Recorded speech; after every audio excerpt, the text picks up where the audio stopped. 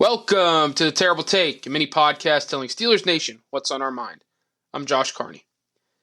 If we've learned anything in the first 11 months with Omar Khan and Andy Weidel in charge of the front office for the Pittsburgh Steelers, it's that they are going to be aggressive and that nothing is out of the realm of possibilities when it comes to adding to the roster. The shocking trade for former Pro Bowl wide receiver Allen Robinson Tuesday afternoon proved that once again, as the Steelers swapped 7-round picks with the Los Angeles Rams in next week's NFL draft, and got Los Angeles to eat $10 million on Robinson's deal, shoring up a major need for the Steelers in the process.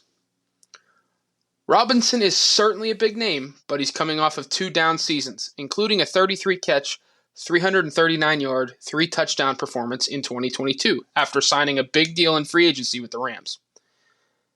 It certainly didn't work out in Los Angeles, but he's just 29 years old and has a Pro Bowl on his resume, all while playing with some challenging quarterbacks in his career, like Blake Bortles, Nick Foles, Andy Dalton, Mitch Trubisky, and Justin Fields. Not to mention names like John Wolford, Baker Mayfield, and Bryce Perkins in Los Angeles last season when Matthew Stafford was hurt. Those aren't exactly great quarterbacks, though Justin Fields could eventually become one.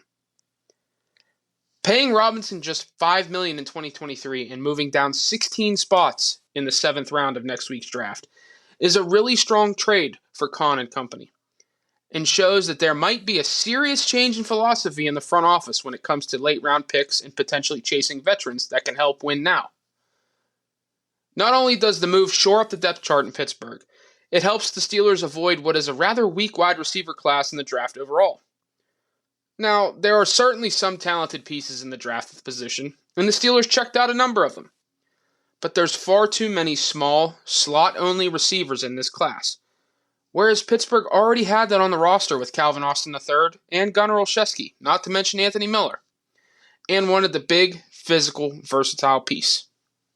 That's Robinson. He can play in the slot or on the boundary, and the Steelers liked to move Deontay Johnson and George Pickens around last season, seeking out advantageous matchups on the field. That will likely continue with Robinson now in the fold. It's a really sound move, one that certainly came out of left field, but there's a clear, obvious fit overall. Add in the low cost and the relative low risk overall, at least financially.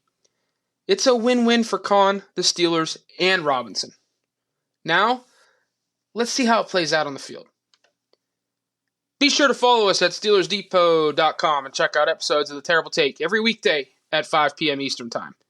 And check out The Terrible Podcast with Alex Kozora and Dave Bryan every Monday, Wednesday, and Friday.